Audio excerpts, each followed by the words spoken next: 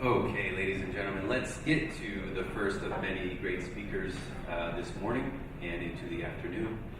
Our first speaker is the rather new CEO of Le Pain Quotidien, spanning cities from New York, Los Angeles, Washington, D.C., Philadelphia, and beyond.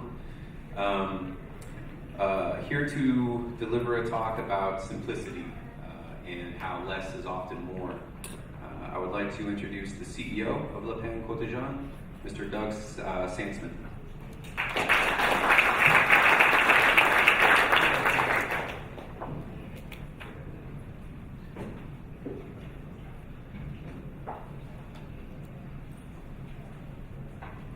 Okay, good morning, everyone. First up, I get to get through and then sit and enjoy the rest of the speakers for the day with you. The name, right?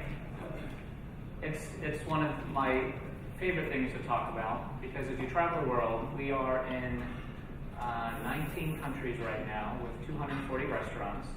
But I have found people either have never heard of the brand, or if they have, they're very passionate about it. They love it. And part of my story is I started as a customer. I've been living in Holland, in Amsterdam, with my family for 3 years, and there was this great little French, Belgian, I wasn't sure, neighborhood restaurant cafe at the top of our street. And I would go with my family, and we'd sit at this big wooden table, and there was crayons for the kids to color, and my wife's a vegetarian, there's lots of choices for her, and really simple, delicious food where you could taste each ingredient, you could taste when the sun was shining on the tomatoes because it was bought organically and from local farms, in season. And I thought, what a great neighborhood place. And as an expat at the time, I'm an American, if you can't tell from the accent, it was a way to integrate into the community. And it was just a simple idea. And I'm embarrassed to say I had no idea that there was more than one or two. I think I saw a second one in Amsterdam somewhere, but this was our neighborhood cafe. And when you talk to some of our most passionate customers, many of them have no idea that there's more than 3 or 4, and that's the beauty. And you'll hear me talk about themes that 3 of our 4 values: simplicity, quality, and authenticity. And the 4th one is conviviality. Translates directly to our very large coffee business, and we actually don't sell a lot of variation. And it's not that that's the direction we're going. That's where we came from, and we choose to stay. So the name Le Pain Quotidien, or Le Pain or Pain Quotidien, or LPQ, and so helping our guests know how to refer to us in the U.S. is actually one of the funny things we talk about on a regular basis. But as long as you say it, don't feel uncomfortable, come. We have 40 restaurants here in New York, so if you're here and you haven't been to one, please join us. A little bit about my background. I joined Le Pain Quotidien in January this year. Before that, I had spent 15 years with Starbucks Coffee. I started in 2000 when there were less than 2,000 stores, and our big, audacious goal was to get to 2,000 in 2000. And it was like a marketing VP slide in a presentation. We thought it was impossible. We needed 200 more restaurants globally, and we had no idea where they were going to go. And fast forward, I got to do many different progressive roles at Starbucks, from the store development side to operations to running the B2B, the licensed store business for the U.S., and the food service and the office coffee, to my last role as the Senior VP of Licensed Operations and Business Development for Europe, Middle East, Russia, and Africa. And that's what brought my family to Europe. And after a great journey, leaving at 20,000 restaurants, I was part of some of the worst decisions, right in the middle of them, and some of the best decisions that we made. And took a year off, and during that time, spent time with my family, did philanthropy. I spent a lot of time in Rwanda in coffee farms, doing some social projects. I've had the privilege of being in coffee farms in all 3 growing regions: Asia Pacific, in Latin America, and in Africa. And if you've ever been to a coffee farm, you never go once. It's part of your blood, and you need to go back. And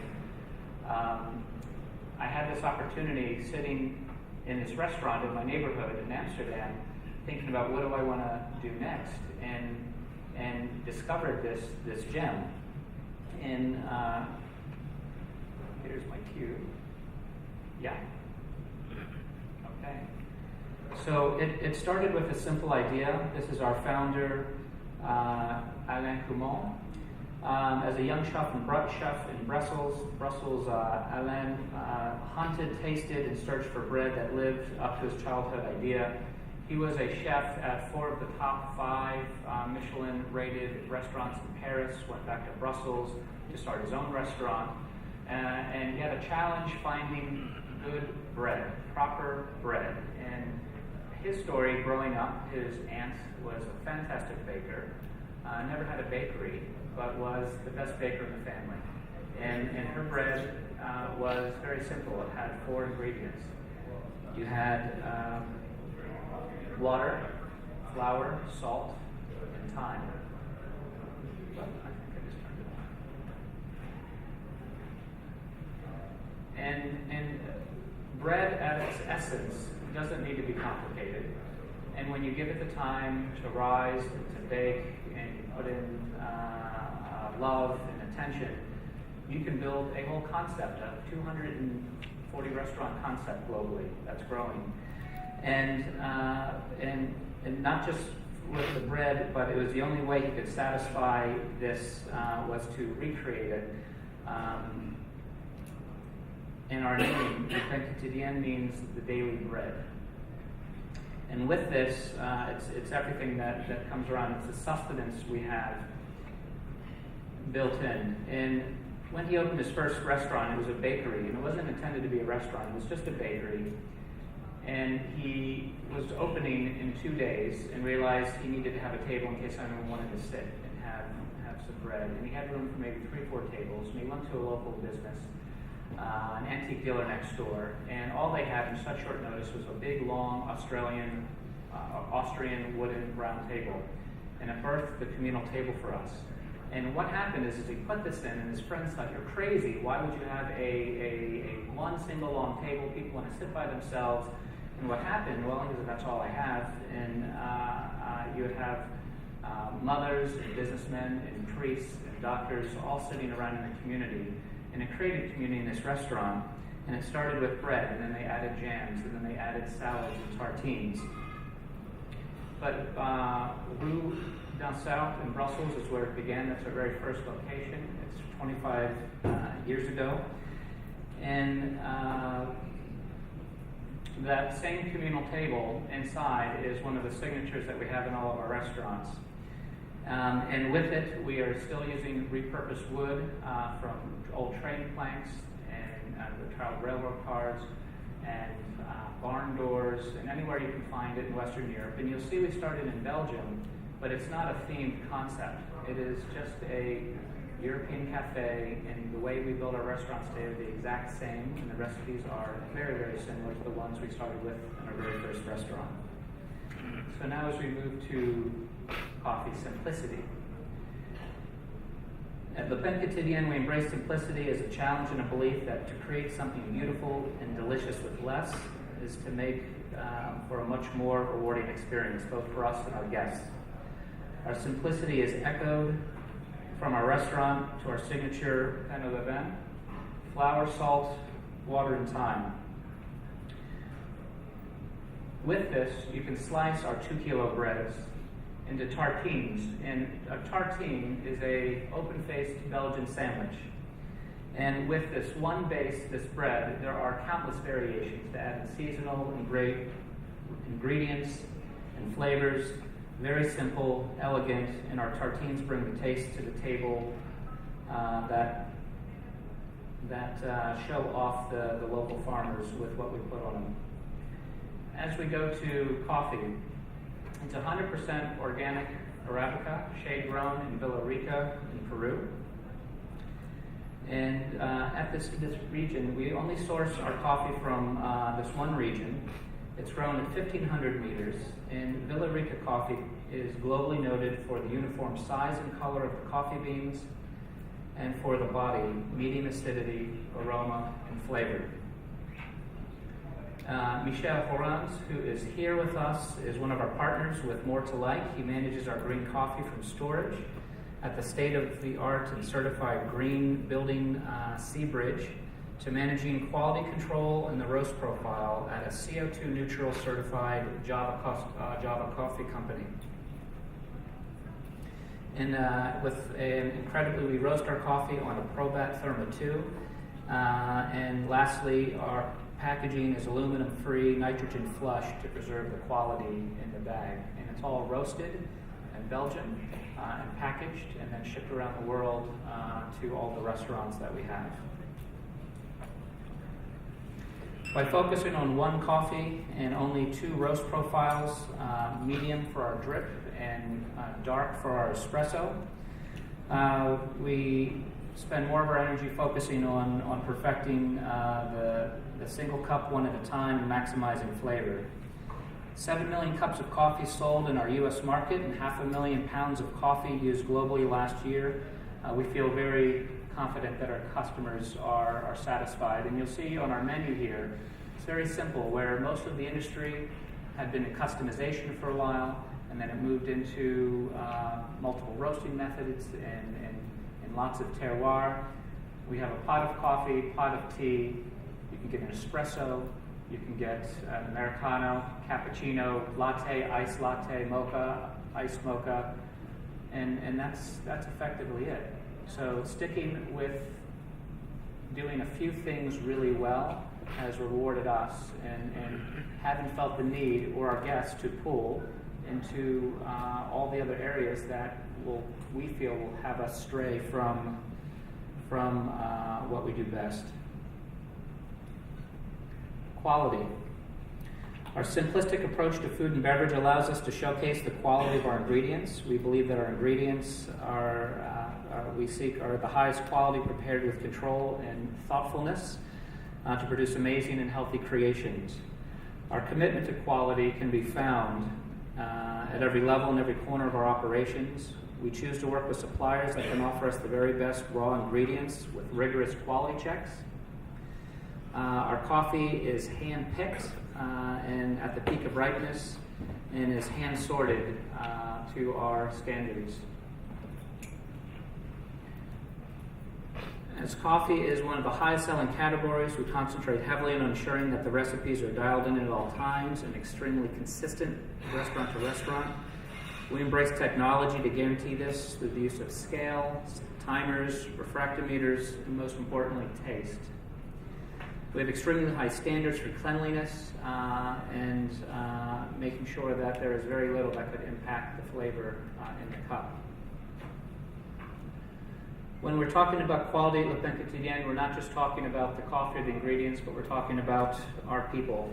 Without investing in training and hiring the right people that are interested in doing what we do, it will never end up with the customer feeling the same way.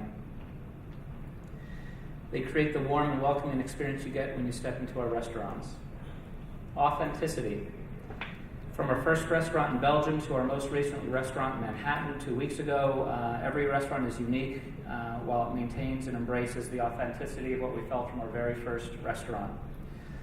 Our signature, when our founder Alain Clement was a young boy in Belgium, he would go to his grandmother's house after school, and his grandmother always had a cup of hot chocolate for him in a latte bowl, and it was always warm.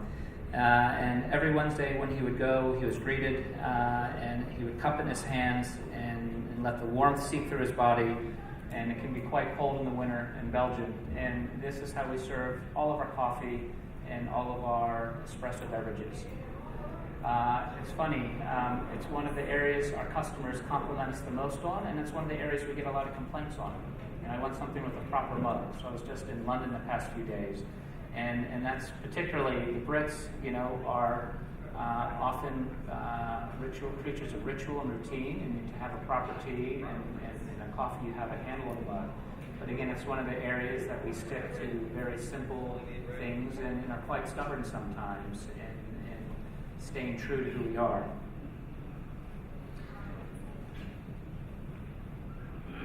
And then for those of you who aren't familiar with our concept, we have a full bakery and coffee business in the front, but then we have a full dining room for full service dining. So we're an interesting hybrid model. It's not quite fast casual or fine dining, but it's full service dining, but we have a very robust coffee counter in the front. So each component is crucial on its own way. I invite you to escape the hustle and bustle of the city and join one of our restaurants this week. And I'd like to leave you with a short film about our coffee buying practices, and then take a few questions afterwards.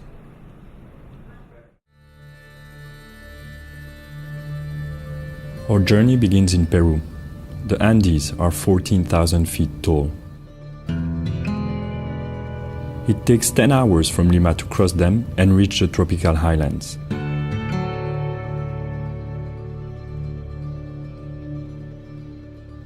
This is Villarrica, where our coffee comes from. We've reached the tropical rainforest where coffee thrives. Our coffee is organically farmed. There are no pesticides, and the balance of the natural environment is maintained. Our coffee is shade-grown, meaning the canopy of trees have been left intact. The coffee seedlings are set out in compost and then planted in the jungle. Coffee beans is a seed of a fruit. It's a cherry. They are really sweet. There are 2 seeds in each cherry. They have to be hand-harvested because they get ripe at different times during the 3 months harvest. People come from the mountain villages and stay through the harvest season. They can earn enough money to support their family for the rest of the year. Harvesters work by themselves or in small groups of friends and family.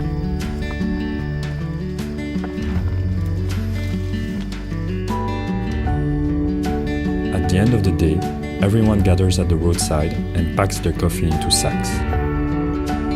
The sacks are standard unit of measurement.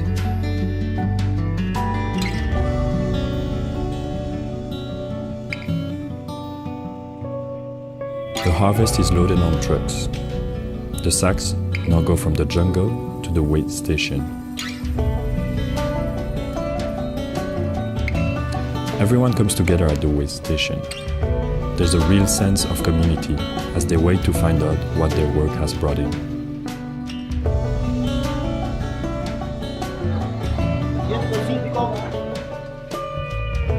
After the coffee is weighed, the sacks are cut open and the cherries are loaded back onto truck.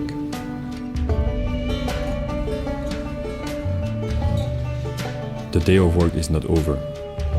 The beans need to be extracted from the fruit tonight. We unload the cherries into a pool of water to start the wet process. Gravity carries the cherry through a series of steps to separate the fruit from the bean. The fruit gets rooted to the compost pile, where it will be used to start the new coffee plants. The beans are stored in bins, where they will ferment overnight, removing the last trace of fruit. The next morning, we remove the water, which is purified and returns back to the wetlands.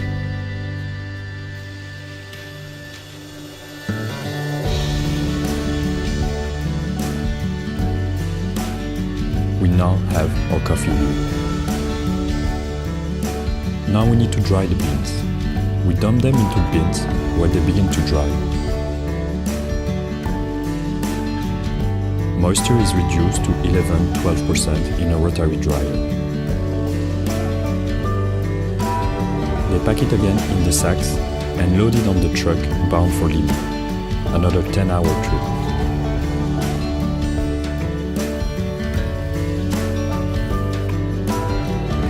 At the dry mill, the last step in processing the coffee is to remove the thin skin called parchment. We shake them until the parchment comes off. All along the way, the beans are checked for quality. We evaluate aroma, flavor and acidity for balance in each batch of beans.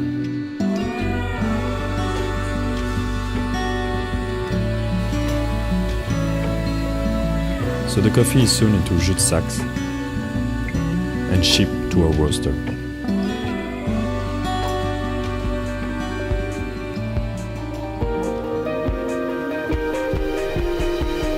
Our coffee arrives in Belgium.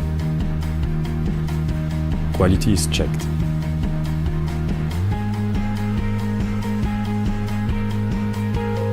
This is where it will mature in a climate-controlled warehouse powered by solar energy. Each batch of beans is unique. We adjust the roast to bring out the best flavor and aroma.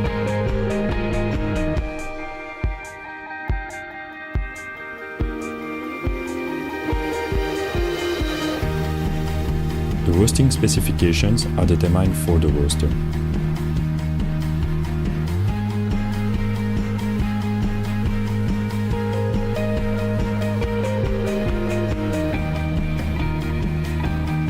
This becomes le pain quotidien, café maison.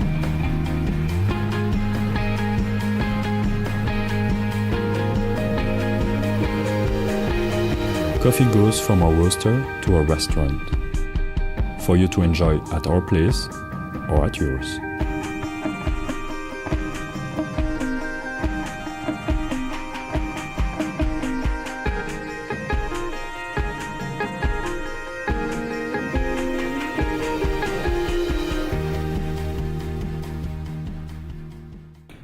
So in closing, less is more, and sticking with just doing a few things extraordinarily well has been part of the secret to our success, which is a bit counter to what others are doing in the marketplace, but it's working for us. Love to, I guess, do we invite a moderator up at this point?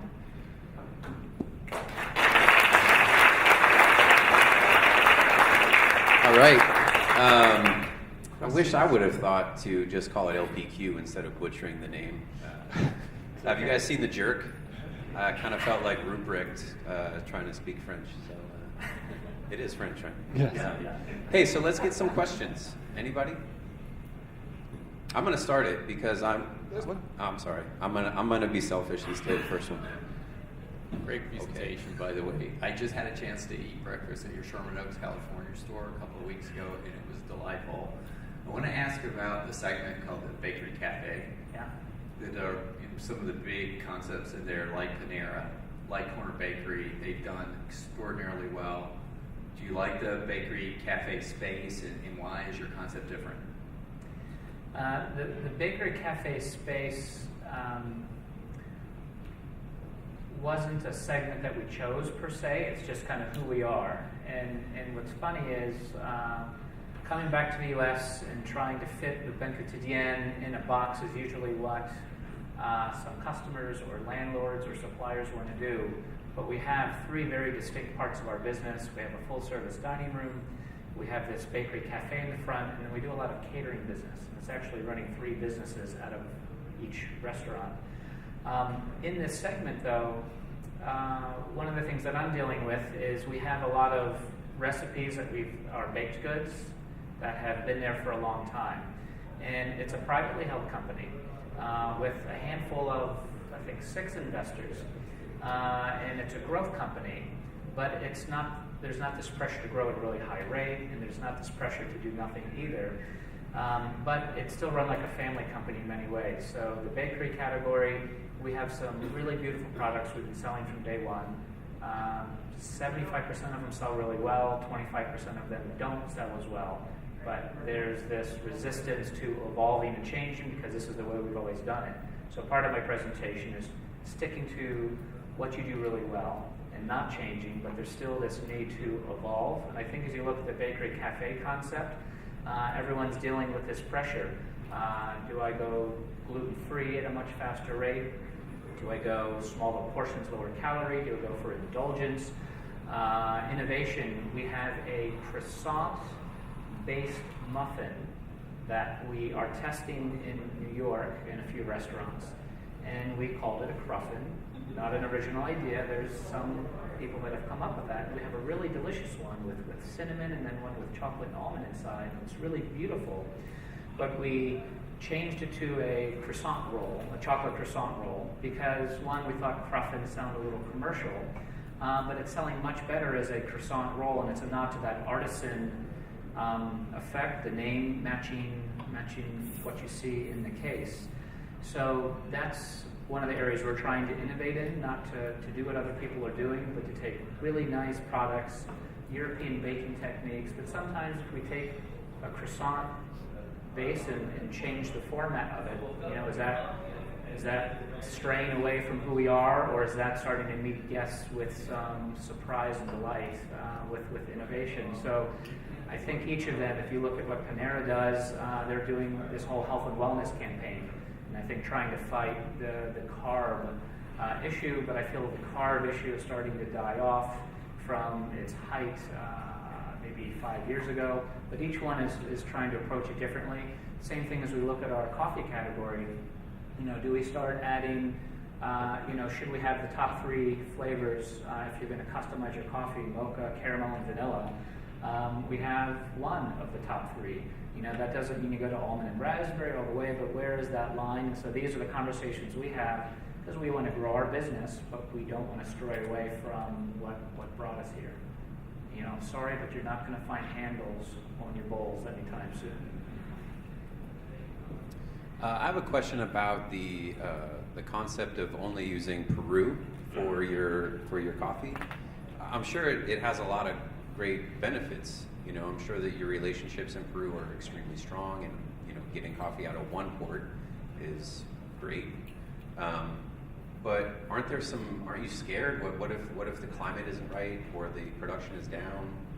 Not diversifying your green sourcing seems scary to me. No, it's a big risk, and frankly, we're growing to the size now where the farm and the relationship we have can't keep up with the supply. So we're at the point you continue buying around the region, so you have a similar profile and taste. Hopefully you're able to find other farms that absolutely have to be organic, but then also raise their plants with the same care that the family we work with does. But you are susceptible to a really low crop, and I don't know the history to know if 6 years ago we had this issue with Quotidien, but it's been generally consistent. But the same idea, should we have a second region? Should we have an Asia Pacific or a African coffee? Should we have a second bean, or should we have a second roast? But we continue to come back to historically sticking with what's worked for us. But adding one more farm or region would help from a supply chain risk standpoint. And I don't think it's going to stray too far away, but these are the decisions that we're facing as a mid-sized company that still behaves very much like a small company. And partly what's kept it protected and special, but sometimes it's adding risk, like you point out. Is your decaf brew as well? Okay. Question over here. So now you're in quite a number of countries. Where does the decision making lie, and how much consistency versus local taste can you manage? So do you, here in the US, for example, do you determine the menus, the coffee choices, or are they dictated elsewhere? So how much do you customize for the local market? Do you customize more in food than in coffee? How does that work? Sure. So our coffee and tea standards are consistent everywhere. There's not room for a lot of customization. Half our restaurants globally are company owned. Half of them are franchised. So the US, we own and operate all of them. Paris, London, Belgium, we own and operate. But when we get to Russia and India and Brazil, we have a partner in each of those markets. Where more of a customization happens is on the menu, and it's based on seasonal ingredients. So in local taste. So it's the bread is exactly the same everywhere. The coffee, the tea is exactly the same. But the ingredients on a tartine or in a salad is where you'll see more variation. The bakery items are probably 80% the same everywhere, but it's very much a European concept, and the menu is not intended to get complex. And we'll have some of our partners that have really amazing ideas, and sometimes we let them run a bit, but not to stray away from, again, it's not a Belgian concept, it's not a themed concept, but just it's It's a lifestyle concept of simple eating and community and how we build our restaurants. So, for example, all of the wood in all of our restaurants anywhere in the world is all reclaimed wood from Western Europe, starting in Belgium and expanding to other local countries where we can get this really great aged, real material. The plaster in all of our restaurants around the world, there's 2 guys that have been trained to do the plaster that we fly around that does the plaster everywhere. And that's a romantic notion, but it adds this texture that's really hard to knock off. If you're a competitor or if you're a guest, you feel that consistency, but really you feel, for lack of a better word, old world craftsmanship that's actually happening. And I could make chairs cheaper here in the US, but I still have them made in Belgium. But as the CEO, there's other areas that I have to find to make as efficient that don't touch the guest experience, because that's what we have to fiercely protect. And I think a lot of very commercial companies have so much pressure, they have to look at every category to make compromises sometimes. And I'm very proud to be with this beautiful brand that's steadfast and not to have an undue pressure from our investors. They're very supportive with a long-term view. Longer answer to your question. Another question? Okay. Thank you very much, Doug. Yes. Thanks, We Doug. appreciate Round it. of applause, please.